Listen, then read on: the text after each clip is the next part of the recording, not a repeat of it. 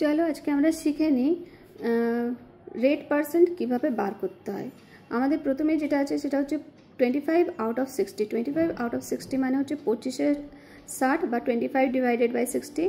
এটাকে পার্সেন্টে কনভার্ট করার জন্য আমরা শিখেছি যে 100 দিয়ে মাল্টিপ্লাই করতে হবে। 0 0 কেটে গেল, 3 দুগুণে 6, 5 দুগুণে 10, তাহলে 25 পাচ্ছে 125 divided by 3 equal to 41 whole 2 divided by 3%। এরপরে আছে আমাদের 35 in rupees 35 in 75। Rupees 35 in 75 মানে হচ্ছে 35 ডিভাইডেড বাই 75 ইন্টু 100। আমরা 25 দিয়ে কাটলাম, 25 3 75, 25 4 100, তাহলে আমাদের পড়ে থাকছে 140 ডিভাইডেড বাই 3 ইকুয়াল টু আমাদের থাকবে তাহলে 46 হোল 2/3%। এরপরে আমাদের আছে 21 पैसे आउट ऑफ रुपीज़ 1.05। रुपीज़ 1 देखो এখানে আমাদের দুটো ইউনিট দেওয়া আছে, একটা হচ্ছে প্যাসেতে একটা হচ্ছে রুপিতে, তাহলে আমাদের দুটোকেই একটা ইউনিটে কনভার্ট করতে হবে। এখানে রুপিসটাকে আমরা কি করব, প্যাসেতে কনভার্ট করে নেব।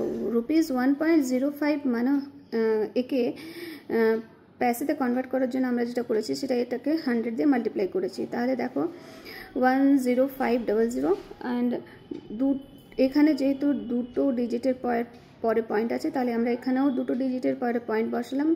অ্যান্ড আমরা জানি পয়েন্টের পরে জিরোর কোনো মিনিং নেই, তাহলে আমাদের চলে এলো 105 पैसे। তাহলে এবারে আমরা এইভাবে লিখতে পারি 21 ডিভাইডেড বাই 105 ইন্টু 100। তো এটাকে আমরা 5 দিয়ে ডিভাইড করলাম, 20 পাঁচে 100 আর 21 পাশে 105, ওপরে নিচে 21-এ কাটাকাটি হয়ে গিয়ে আমাদের পড়ে রইল 20%।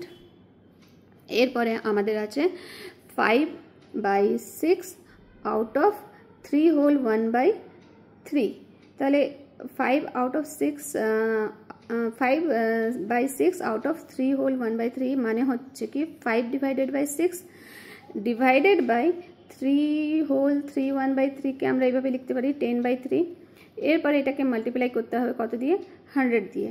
তাহলে 5 ডিভাইডেড বাই 6 এখানে মাল্টিপ্লাই হয়ে যাচ্ছে, ডিভিশনটা উল্টে যাচ্ছে, তাহলে থাকছে 3/10 ইন্টু 100। 0 0তে কেটে দিলাম, 5 দুগুণে 10, 3 দুগুণে 6, আবার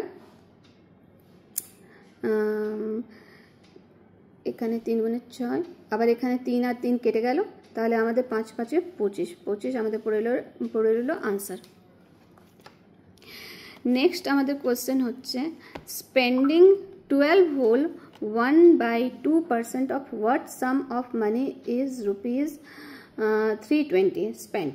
ঠিক আছে, আমরা 12.5% মানে জানি 25-এর 2 আর নিচে 100, তাহলে আমরা এটাকে সিম্পলিফাই করে নিচ্ছি, 25 4 100, তাহলে আমাদের থাকছে 1/8।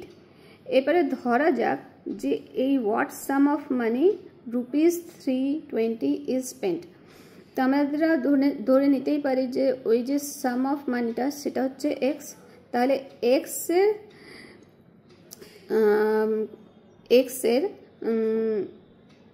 এই যে 12.5% যেটা আমরা 1/8 বার করেছি সেটা হবে 320। তাহলে আমরা এইভাবে লিখতে পারি এক্স অফ 1/8 ইকুয়াল টু 320। তাহলে x equal to 320 divided by 1/8 equal to 320 into 8 equal to rupees 2560।